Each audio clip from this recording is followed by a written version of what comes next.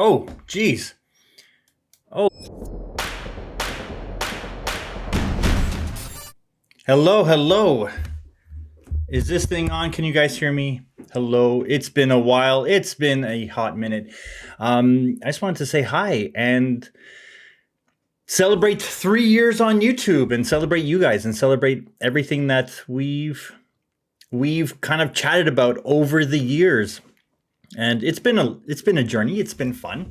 It's been interesting. It's definitely not been the thing that I expected it to be. It's been so much more.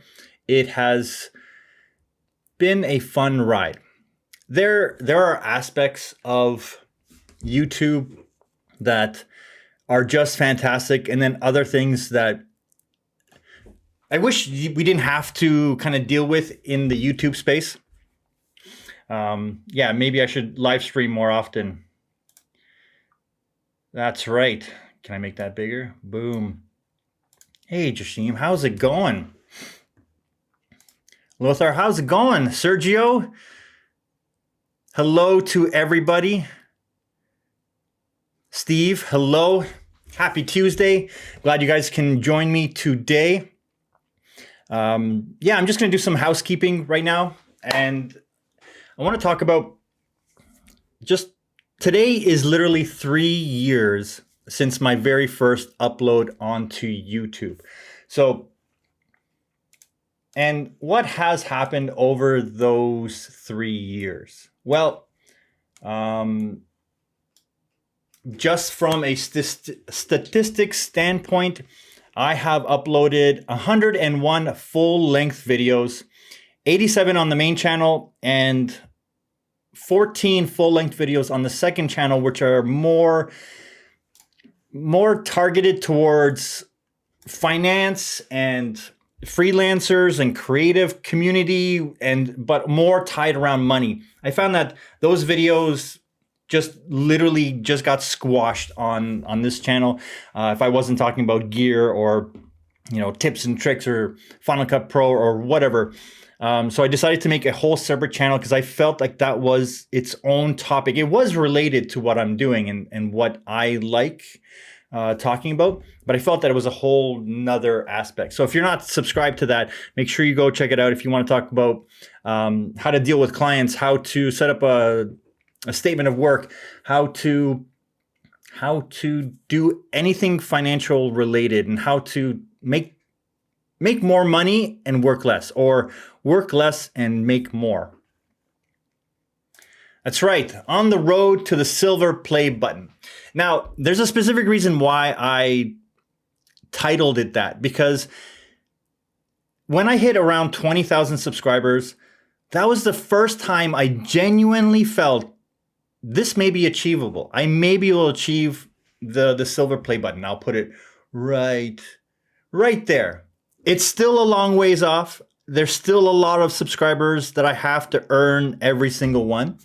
But there is enough sign that, like, hey, if I keep this going for X amount of more years, and I think I'll get there.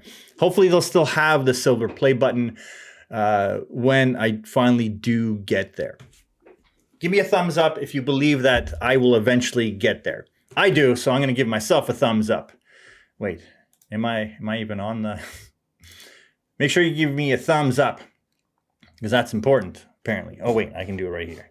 I can do it right here. And while I do that, I'm going to switch to a blurry second angle.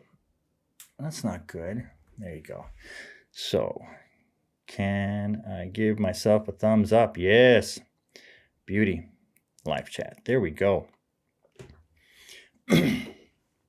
I got this. I got this. You and I need to chat, sir. I hope so. I hope I have what it takes to get to... oh, that won't let me do that. All right, fine. I hope I do have what it takes to get there. I feel... Oh, what's happening here? Oh, that's just delayed. Never mind. Maybe there we go. Don't worry, I'm distracting myself. Yeah. Not yet. I have a silver play button achievement in my mind that's going to come down the road at some point later. Yeah, so when I hit 20,000 subscribers, that was the first time that I felt this is going to be achievable. Like maybe I should put an effort into it. When I started, I never had that thought in my mind that YouTube would become my full-time gig.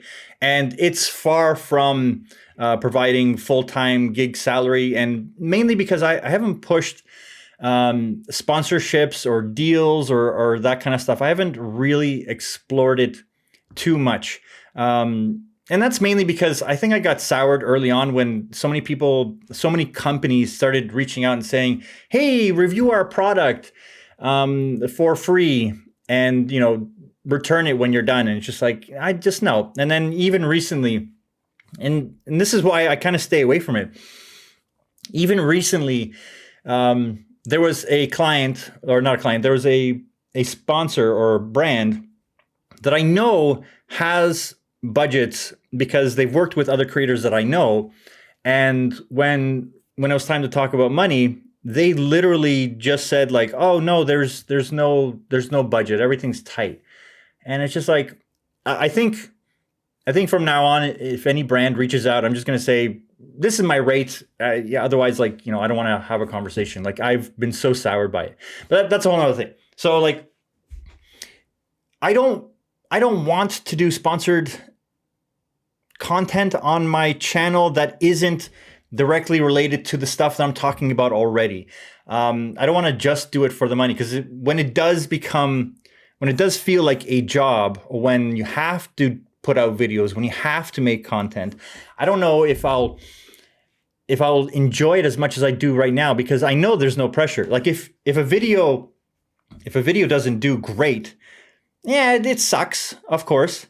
But at the same time, I'm like, well, okay, I'll just move on to the next one. But if I had a sponsored video that didn't do well, man, like I would just feel doubly bad, because I would feel bad that I didn't deliver for the client. Like when I'm used to delivering for clients and them paying, you know, full rate and them being satisfied with the video or with the content that I do for them.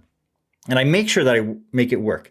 So I can make the best video possible, but if it doesn't deliver on the sales that they're expecting, it's just like, then I know that they won't work with me. And so I'm just like, oh, I don't know if I'm too eager to go down that path, because then it'll feel more like a job than what it's felt like this couple of years. Like there was definitely hope. I had hope that I can make some really good income from this. Like there was that hope, like maybe down the road. But right now I'm trying to refurbish the channel to be more in line with the stuff that I want to do, but it's still helpful for when people watch it. Because I know that when I post my videos, they're not the ones that are the ones that take off right away. It's usually months after where all of a sudden there's this big spike. Like I made the Mac Mini 16 versus 8 gigabyte video as like hey, I just wanted to chat about this because it was a thing that was kind of percolating in my mind. It was a throwaway video in terms of like, oh, I didn't put too much effort into it. I didn't think about it too much. I just wanted to chat about it. And that's the video that did really well. I think it got 640,000 views, which is crazy because the next best video on my channel is 98,000. Like it's just such a discrepancy between those two videos. But it was one of those pieces where it's like, hey, if you're thinking about buying this and you do the kind of stuff that I do, or you want to do this kind of stuff that I do, maybe consider this. Like that's the approach I take. Like even when I did the little short about the mouse, like the quietness of the new mouse, like that's something like, that impressed me. And that's kind of where I landed with shorts for the channels. It's like the videos that don't need to be full length videos, but it's just a thought I had and I just wanted to share it. Like that's where I'm going to kind of anchor all the short content, where it's like, it's really cool, you should check this out. It's one thought. Let's catch up on some of these these comments. Thank you. I appreciate that. I'm sharing all the stuff that I've learned along the way, my own trials and mistakes, and from all the people that I've learned, and sharing it, kind of passing it forward. Yeah, keep going. It's easy to give up. I remember you being at 1K when I started following you, which was the same as me. I've barely managed 2K subs to date compared to your 21. So well done. Thank you. I appreciate that.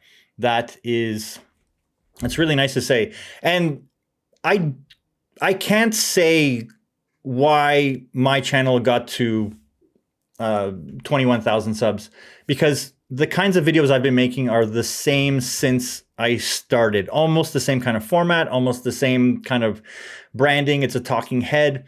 I think I filmed half a vlog once, and I'm like, it's not for me. I'll leave that to Peter and to Casey. They do it so well. But let's see.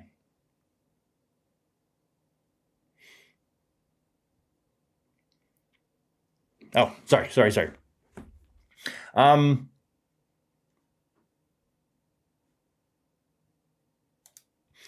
So yeah, speaking about brands, yeah, that's, so you send your rate and that's it. Do they respond positively, or do you never hear from them again? Because that's the feeling that I'll get. And I'll keep putting my rate out there, and when they do respond, I know that they've already vetted themselves. They're like, okay, how many more videos do I think I'll have to make to get a silver play button? Well, it took me 87 videos to get to this point. So I'm thinking 13 more when I get to 100 on the main channel. No, I'm just kidding. That's a good question. That's a really good question. Well, if a video does well, and lately mine don't do extremely well, but if a video does well, I think a good video that kind of pops off and gets to about 100,000 views, I think that could get about a 1%. So I'd like, that would get like 1,000 subscribers over the lifetime. Hold on, let's see the Mac Mini. So the Mac, here, let's see. Can I share my screen? I shouldn't be able to. Yeah. So the Mac Mini video has 643,000 views, and it got 3,000 subscribers for the lifetime, and it's made $3,000. So I want more of these kind of videos. I want more videos where they pop off like this. Like, this is ideal, but this is not typical. For instance, let's see, content. Like most of my videos that kind of, most of my videos that, it doesn't want to, no, cancel. I don't want to finish. I almost canceled the broadcast. Sorry. You guys still hearing me? I hope you're hearing me. Ugh. Give me a thumbs up if you heard any of that. I just want to make sure I wasn't talking to myself. Anyways, all good. Good. Okay, so I'm just going to bring this back. I'm going to add a camera. Wrong camera. I'm going to change it to this guy. Boom. Drop myself down here. Here we go. Yeah, so most of my views kind of average around 1,000 to 10,000 views for the good ones. Let's not count the shorts. But then I have these one-off videos that get up to 80,000 views. Cool. That's fantastic. And it's good to kind of see that. But again, this happens this happens months after I post it. So I've already forgotten about those videos.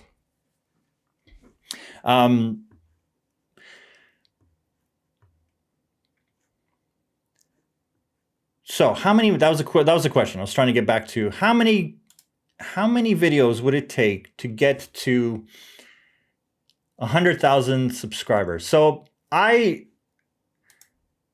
would guesstimate that probably another 200 videos. That's kind of where I'm feeling. And I've actually started, I hired an editor to help me out, and I've been able to get more videos done quicker because of that. And the editor is my wife. So it helps to keep it in the family for the time being. Like, she's really good, and I trust her judgment when she starts putting stuff together, and then I kind of just do the final finesse. But it does help to speed up the process. And that's one of the things that my channel, still doing the content that I want to talk about, but trying to get 2 videos out a week, and including shorts, because surprisingly, some of the shorts that I've put out have gotten me 10, 15 subscribers. So it's like, if I keep doing that, like literally something that I did in about 10 minutes got 15 subscribers, which is pretty good. So if I can do that, and then there's any one of them that really pops off, hey, maybe that can do it. But again, YouTube with shorts is one of those weird places that if you create a short video, will that translate to people watching your long form content, or will that hurt? Like, I don't know the outcome of that entire thing. Oops. So here are some of the wins and the big wins of the last 3 years. The big wins for the last 3 years have been, and I know I've said this before, I'm going to say it many, many times, literally all the people that I've met, the real people that I've met, the real people that I've connected with, not just the creators, but also the people that show up and watch the videos and comment and, spark new ideas, ask those questions. But on top of that, more specifically, it is the other creators that are going through this, that I've had the conversations with, that do understand the whole YouTube process and how long it takes to make a video, to come up with the idea, and then dealing with 10 out of 10 video. Like that is that. And I'm going to go, I just want to show some of these fine fellows that, let me just bring up my camera again. Wrong one. Should make a new scene instead of having to do this time and time again. So these are some of the amazing people that I've met over the last 3 years, and there was no way I would have met these people, these guys, over the last 3 years if I hadn't been doing YouTube. So the value out of meeting these people has been amazing. Josh Satin, he has a farming channel, but then he also started a camera channel, and now he's at 10,000 subs. And this guy's a machine when it comes to making videos. I can't keep up. He just does so many, and they're so thorough and thought out, and he's sharing his opinion on the actual products. Avars is another self-employed business owner, and so we've had a lot of discussions about just talking about the back end, the business, the dealing with clients, and he's more in coding, but again, we're both doing YouTube, and again, just the fantastic conversations that come out of it. And I love watching his reviews, because sometimes his desk setup turns into a mission control. It turns, he's like 5-6 monitors going. He's like, which one's the best? So he has the more computer-based stuff where he reviews, which is fantastic. But he also talks about the business side of freelancing. Peter, probably you guys haven't heard of this guy. He's a small YouTuber. He'll make it one day. He'll figure it out. Yeah, I had the chance this summer to meet Peter and just hang out with him for a day. I didn't even want to film. I just wanted to literally hang out with him and just chat. And he definitely opened my eyes to other aspects of YouTube and what to get ready for if the channel does do better than that. Another big one is Matthew O'Brien. His love for Final Cut equals mine. He has a fantastic setup and he works full time and does YouTube as the hobby. So his channel is very much in line with mine, and we have similar thoughts and almost the same kind of background where he went to film school. So did I. We just love doing the post-production part of it. So make sure you guys check out these channels. And then we got the Dylan John, and then Dylan Bates. Again, just fantastic dudes that love Final Cut, and we're all on a Discord server where we chat about Final Cut stuff and YouTube backends. And then you guys probably do know the Final Cut Bro, where it's just Final Cut and motion, and he's just crushing it right now. We got Brandon Talbot. He has 2 channels. This one is more like his personal brand, but then he has Coffee and Cameras, where he does some parodies, but that channel's starting to grow as well.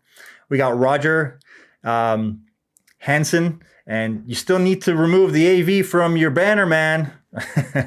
But yeah, just fantastic conversations talking about cameras, and their love for Canon has been well documented.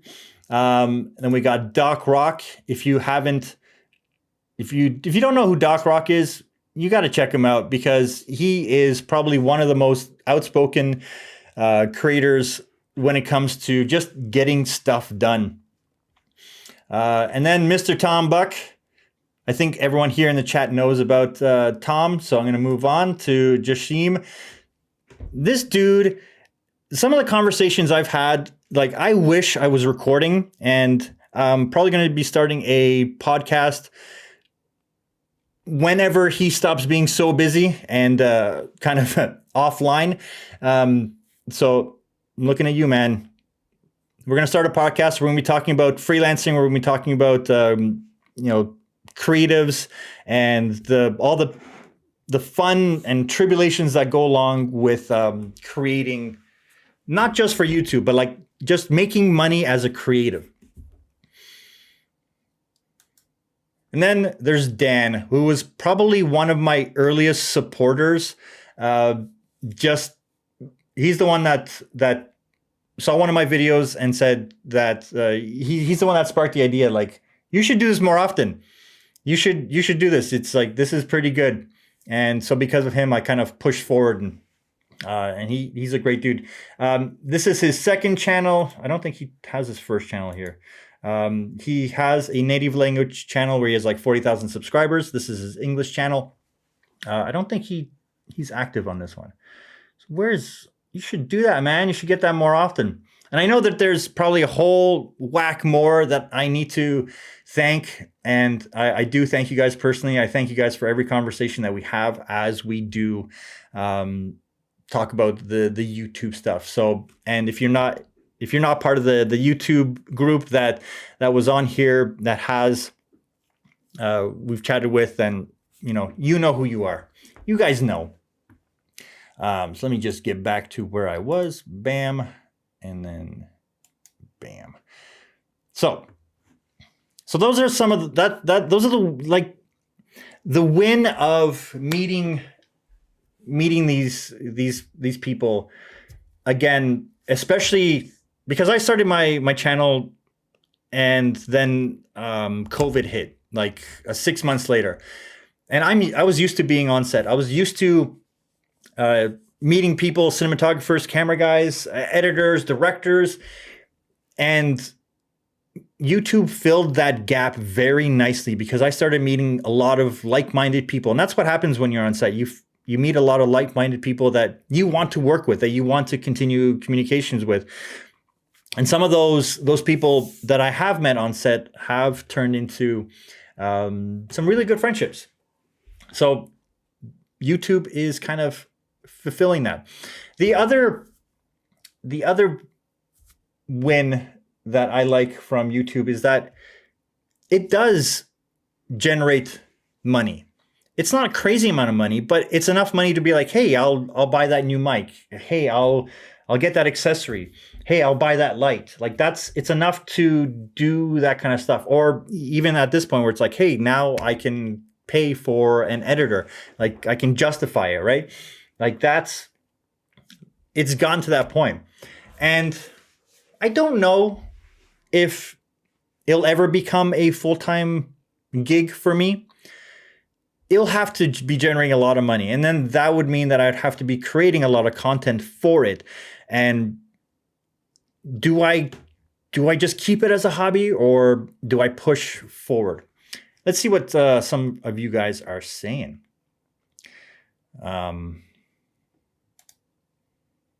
Yeah, 10 out of 10 videos, especially a sponsored video. It's like, oh man. So any brand that I talk to, I tell them like, these are long burn videos. These are going to be, don't expect it the first day to have a ramp up. Like YouTube, unless I start making the exact same video over and over again, YouTube won't push it out.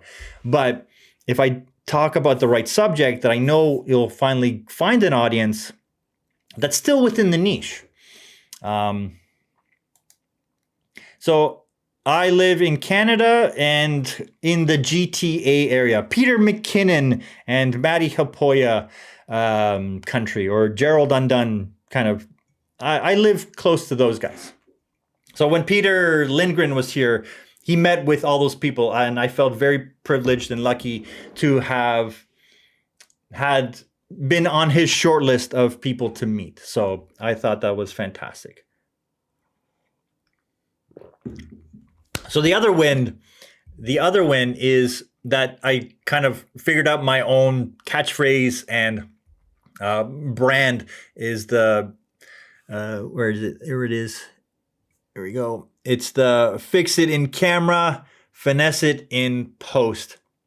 Like this was a running gag from my set days where a director, we needed to fix something, and he just said, we'll fix it in post. And I was the VFX supervisor on the shoot, and I said, no, we're going to fix it in camera.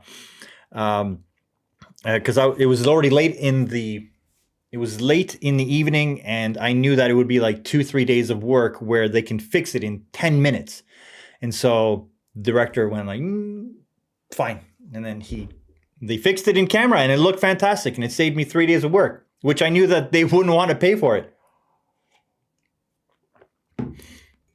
And then I had a whole bunch of shirts printed out that were supposed to be fix it in camera, but I think when I was designing it, I was sleepy, and it just said fix it in post. And I was like, oh God. Oh, that's the whole point I'm trying to avoid. Still, sometimes you do need to fix it in post. So I still have those. So yeah, that's the things that I like about YouTube, the wins.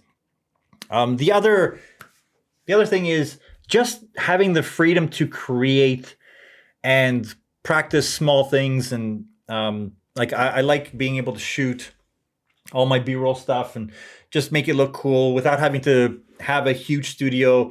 So when I do a review of a product or whatnot, I like doing that. I know that it's not the way I would do it if I was being hired to do it, but I like doing it because it allows me to be creative in a compact form.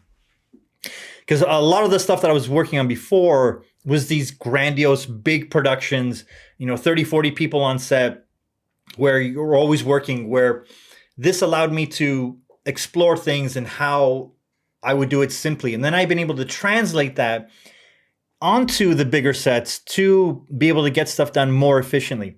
So it's been a learning process for me as well to scale down how big I think things are supposed to be. So because of the Mac Mini 8 versus 16, I had my Mac Mini M1 16. And hopefully it has been working for you. I honestly don't know how people can do so much creative work at the speed that I like to work at with an 8 gig computer. So vlogs are much more time consuming compared to the talking head. Yes, absolutely.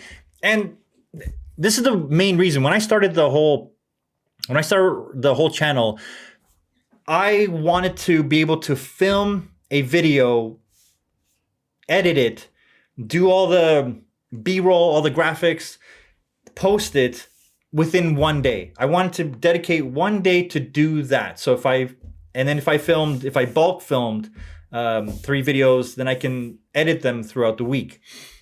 So I wanted to do something because I'm full-time busy and a full-time dad and husband. So it's like my time has to be very coordinated when it comes to this kind of stuff, because anytime I take away to do this kind of stuff, I have to do it beyond client hours. I have to do it kind of after the family is kind of asleep, or if they're kind of doing their own thing, I have that little brief time. And the thought of grabbing a camera, walking around and talking it felt like, oh, that's so much more effort, because then you have to do a little bit more kind of prep work to make it interesting, to kind of go through it. And it's just something that didn't interest me from the start. But I liked sharing information. I like showing the tips and tricks. I liked saying, hey, this is actually worth it. Like that's kind of where I got to with it.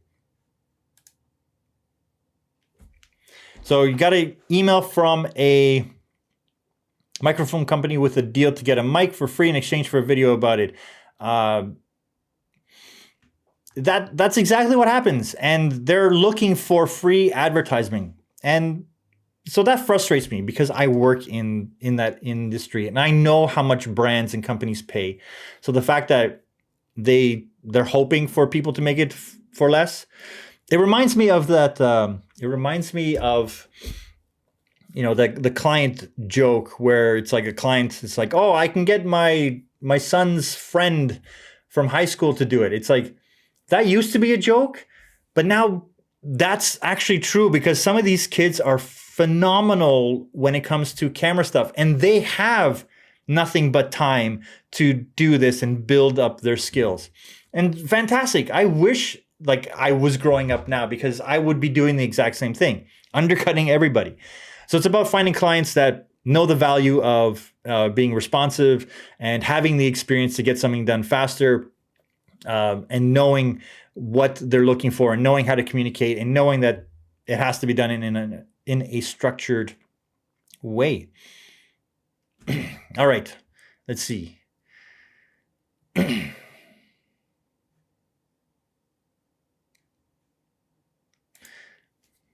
I don't know what we're referring to here, but heard you wanting more videos like that. Yeah.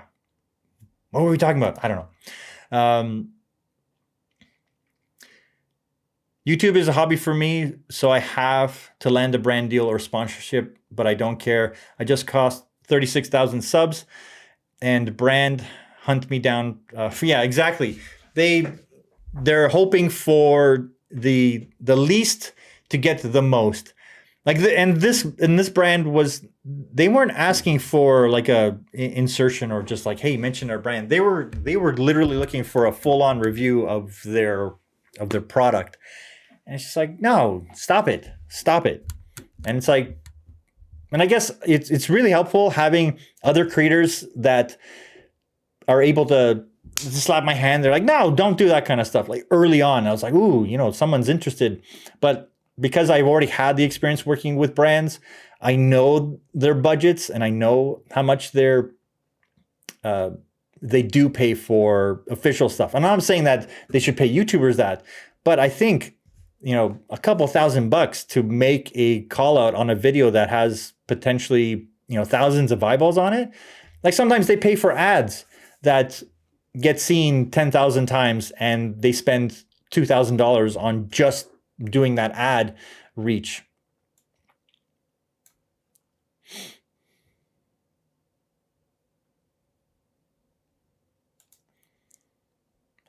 So you have one short with 100,000 views plus 379 subscribers out of it. Once in a while, they work great. The rest of the time, 5 to 15 subs. That's where I'm at. I'm at 5 to 15 subs.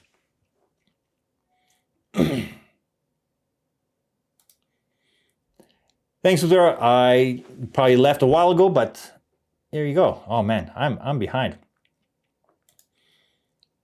Hey Josh, good to see you. I was chatting about you earlier.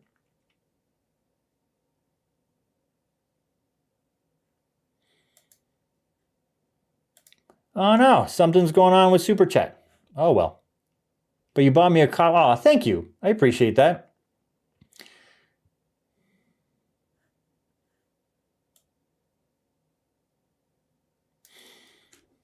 So I'm assuming you're talking about my wife as an editor. Something okay. Is she looking for new clients? Would love for you to take a look at my channel and determine if it would be in her wheelhouse. Yeah, absolutely. Let's have a discussion. She's been editing for years and she can edit anything. Yeah, me and her have been working with clients for a while. And now she's helping out with my YouTube videos more and more. But yeah. So, oh, what's happening here? Go here, click on that, go into the background. Am I still live? I don't know. Boom. Yeah, good.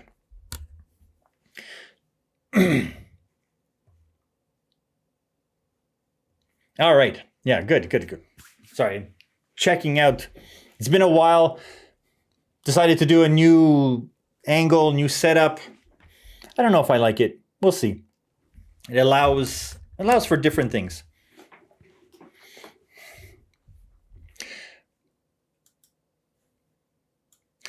So, oh, I do want to say this video is sponsored by me and my memberships.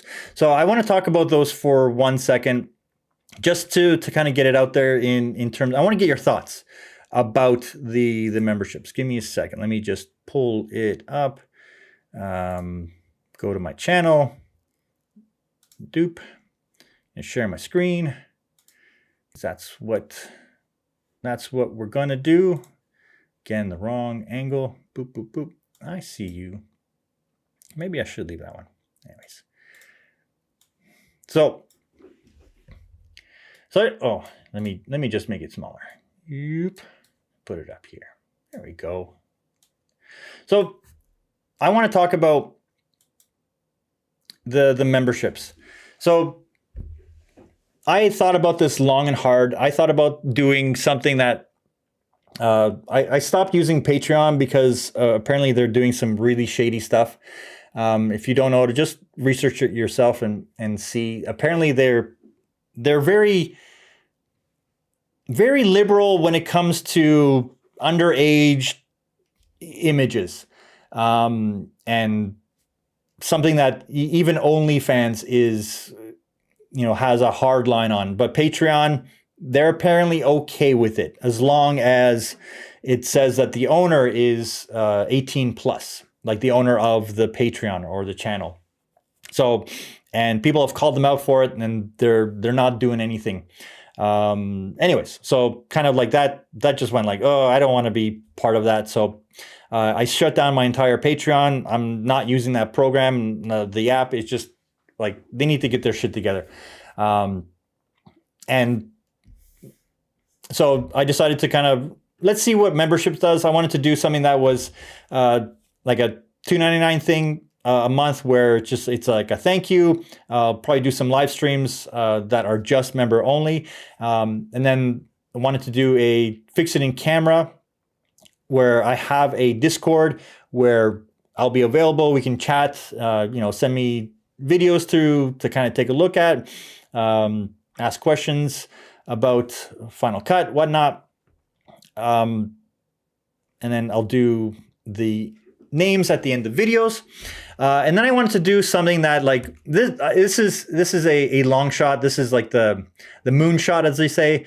It's $149 where I will do an hour call with anyone that's in this once a month. We can chat about literally anything. We can do like I'll probably do an hour with each person plus a group kind of setting where we just hang out and chat about whatever. So I just wanted to get your thoughts about this. Like, am I nutty for doing this kind of thing? I don't know if anyone will go for any of this down the road, because I thought about doing consultations and whatnot, but I thought that this is more of a way to do it where it's like, hey, let's have a bigger discussion about this. And I want to chat with you guys about it. Like, let me know your thoughts. Let me know if you guys would be down for, or if this makes sense, not to be down for it, but like if this makes sense, and I'll kind of leave it up as it is. Because previously it was like $5 for just like a thank you. But I don't know. We'll see. It's like, do I lean more into YouTube and try to see if I can get it to be financially reasonable source of income? So yeah, this stream is sponsored by me and my memberships. Yeah, I just wanted to chat about that. I haven't done any posts about it. I haven't really made a video about it. Kind of put it out there, see if people say, hey, you crazy. Because I may be crazy. But I like my kind of crazy because there's so many people that fit into my kind of weirdness.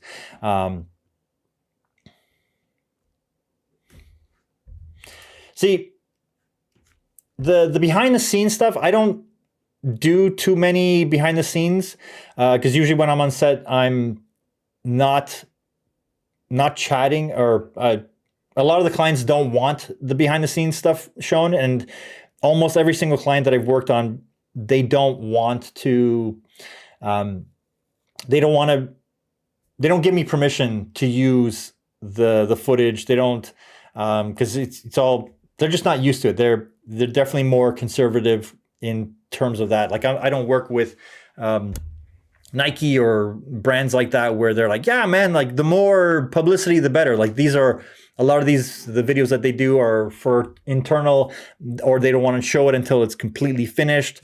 And then they have a very specific group of people that it's targeted towards. I try to be like, hey, this is the filming setup. And then the behind the scenes here, yeah, it's not too much to show behind the scenes. Again, like the way I've set up my channel is I want to share the efficiencies on how to create faster and better and make more money while working less. So when I make the videos, I kind of put all that kind of stuff out there. And I don't think my channel is driven by, it's not a personality channel. It's more of a like, hey, these are actually pretty good tips. It's not a Mr. Beast where it's like, you know, the crazy editing where it's so spliced up, and the ADHD kind of editing, as they call it. So maybe add a video that explains your memberships at the beginning. I just did that and it was useful. Yeah. It's on my list of things to do, but right now I'm more focused on just making more content because I took about a 3-month hiatus from May, June, and July. And then we went on a family vacation. We all got COVID, which sucked. We got quarantined in LA for 10 days. And when I came back, it's like I was just beat, and it wasn't until October, okay, like let's start doing this stuff again.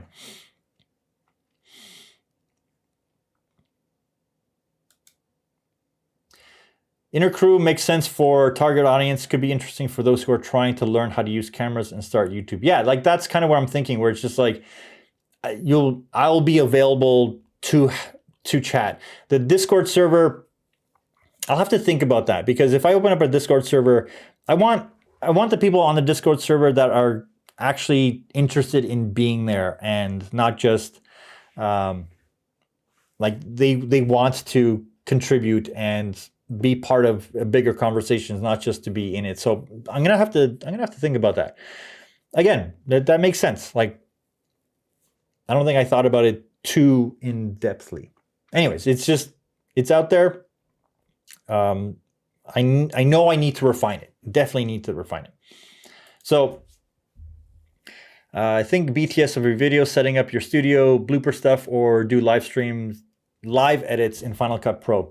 I would pay to be on a live stream and watch you edit one of your videos. I did that once. It was a 4-hour live stream. It was crazy. Actually, one of the videos that I have planned coming up is how to edit your demo reel. Because I've probably watched thousands of demo reels. I've hired freelancers, cinematographers, directors, editors, motion graphics guys, 3D animations, 3D simulations. I've hired the gamut of people, and I've seen demo reel after demo reel. So I'm making a video. What did I do? I pushed something. So I'm making a video it's going to talk about how to edit your demo reel, how to start it off, how to kind of think about it. And as someone that has watched thousands of demo reels, how you should structure it. And then I was going to live edit my updated demo reel with that same info in mind. So that's kind of where I'm planning that. I'm not going to put it behind a paywall. Like that's something that I actually want a lot of creatives to know, because some of the demo reels that have come across my desk lately have just been like why? What are you thinking? Like, anyways, it's a whole big discussion. It's a whole live stream that's going to come down the pipe. Yeah. So that's an idea. BTS can also be my thought process about creative, logistical, and client issues. Yeah. I guess I need to think more behind the camera than what's in front of the camera. Because again, fixing in camera is the whole purpose of this. It's like, this will make stuff better in front of the camera. So the behind, okay. I had to think about that. How to introduce more behind the scenes. I like that. Thank you.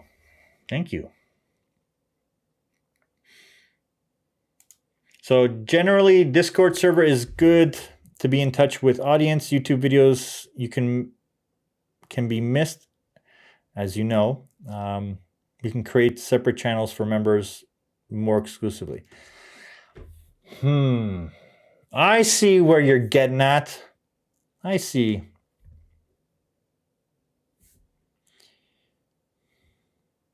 So you asked a question.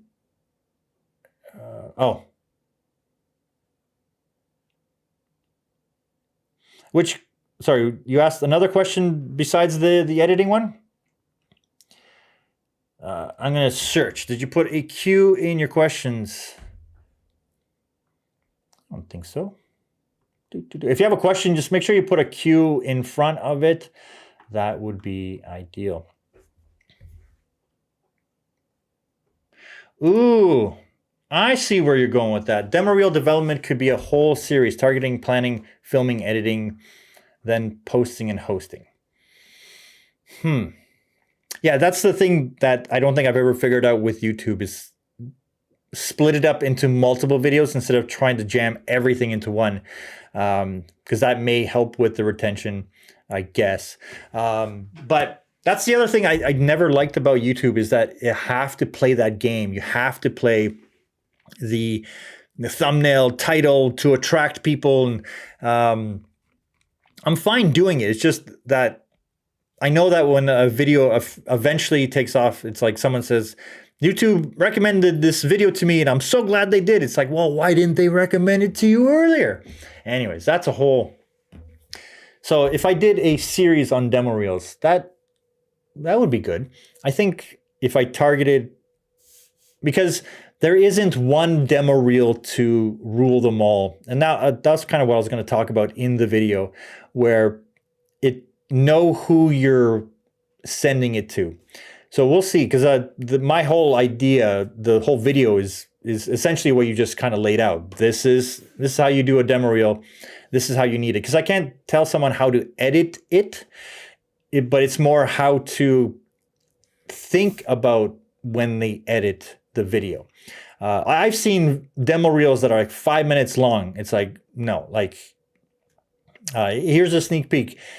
If your demo reel doesn't catch my attention in the first 10 seconds, I will not watch the remainder of it. I don't care how good the stuff gets down the line. I have to feel confident that you are confident in what you do in the first 10, 15 seconds. And every recruiter that I've talked to, everybody that watches demo reels, they all say the same thing, that they'll click play, and if something doesn't interest them in the first 15 seconds, they click off the reel. Just like if it's the whole thing where if you make a resume and it comes across someone's desk and it doesn't strike them, like they just kind of go like, oh, and then they move it across. So, but that's not to say that it's not a good demo reel. It's not the demo reel that was meant for them. So there's that double-edged sword where just because they may pass on it, like they may not watch more of it. It wasn't right for them at the right time. It's like casting actors, where someone would walk in and then like they would stand there and be like, okay, thanks, next. And like the casting director literally just brushes that actor off and says, thank you, because they literally are not what they're looking for. And has nothing to do with the actor or with your demo reel. It's not what they are looking for at that time. So knowing who you're sending it to and knowing how to prep it, that's another big thing as well. I think I have 4 different demo reels that cover 4 different types of work that really helped me land a lot of the long-term clients that I have now.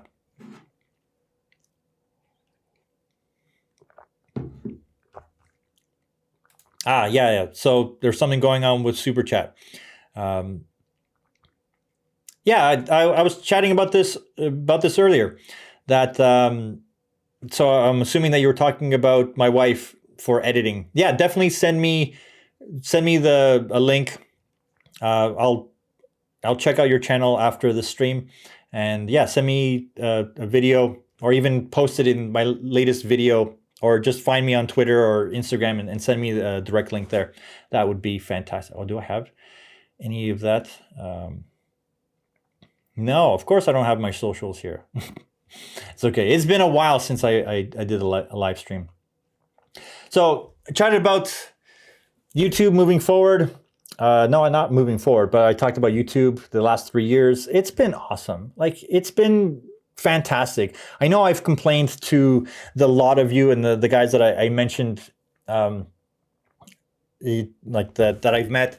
I know that I complained like, this sucks. It's like, posted this video, it's like 10 out of 10, 10 out of 10. And then like, you get one video that does well.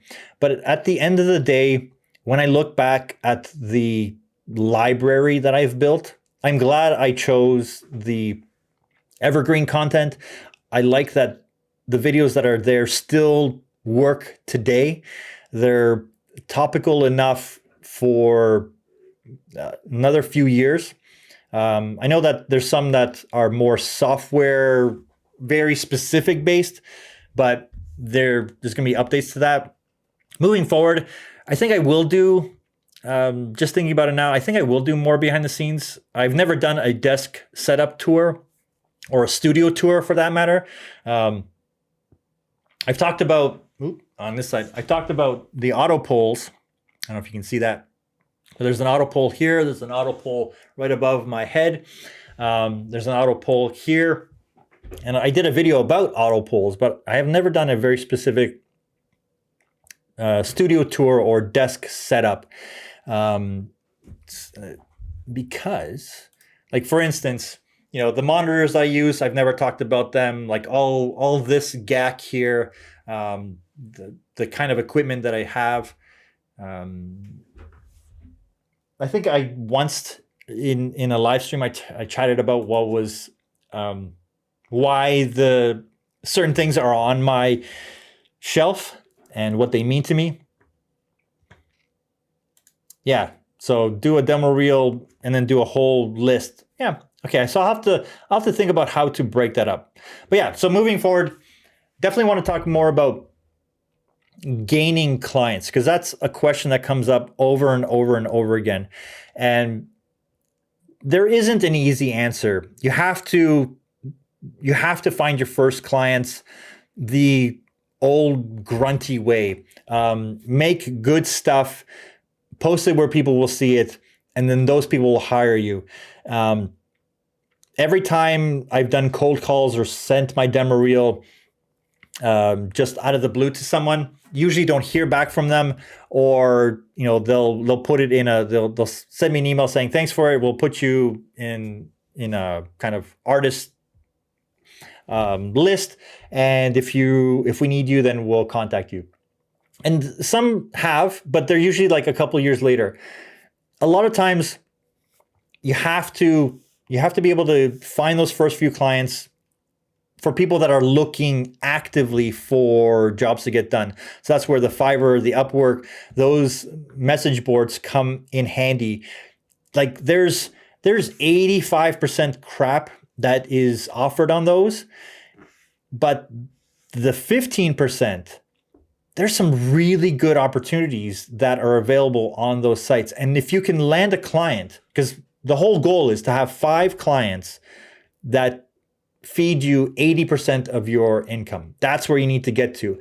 And then every year, kind of shuffle those clients into different categories. And the client that is just not able to keep up with new rates, then you have to slowly start transitioning away from those clients and find a client that is able to replace said client. So, and I've done that.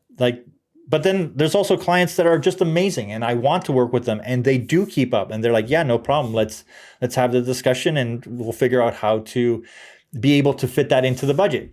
So that's where it takes time to get there. And I know a lot of people have reached out to me. They're like, hey, hire me to do your stuff. And it's like, I'm not looking for that right now. If I was, then I would look. And where would I look? Well, I would probably first reach out to my network and say, hey, do you know anybody that does this kind of stuff? Because majority of work that I've got is through recommendations directly from people that I've worked with either side by side or as clients down before. So YouTube, back to YouTube. Just kind of 3 years. It's been 3 years. You guys have been here for 3 years. Will I be doing this 3 years from now? Yeah, probably. Will I enjoy it as much as I do now? Yeah, if it doesn't turn into a full-time job and I don't feel like there's stress that is associated with it. Like I actually feel like making these videos is a stress relief because I get to have a creative outlet while still producing something that I know other people will watch and get some value out of. And there's no barrier that, they're not paying extra for that. I know that there's memberships, but that's getting my time outside of this because I'm not making one-off videos to answer people's question, like to answer one person's question. No, like I'd rather just have no, show me what the problem is. Let's help figure it out. That's where the memberships thing, at least that's the way I was thinking about it. So, what is on my Mac? The apps, another one for your backlog. Yeah. So you should do a set of videos. They perform well and are interesting to watch. I guess it's because I've only watched several and they're usually from people that I know. I don't usually watch random setup videos from creators that I've never seen before. Like I've seen them pop up in my feed. I just never click on them. So that's my thinking where would would it perform well enough to put the effort into doing it? But I know that a lot of people that have subscribed to my channel would be interested. So I would definitely do it for the audience that's already there, not looking for a new audience. I guess that's the difference. That's majority of the videos that I do are for, I think of the audience that I've already built and I'm like, what would they enjoy most? Like, I don't think of video ideas as like, okay, how can I attract a new audience? Because the audience that I've built, like, they're real people. They are real people that, I know they go through the same trials and tribulations that I do when it comes to the creative process. But with that being said, guys, thank you for helping me get to 3 years on YouTube and enjoying the process, enjoying not feeling like there was pressure to make videos, but when I do make videos, the response is almost 99.9% positive, which is fantastic. The comments that are positive, the response is positive. That's why I keep doing it.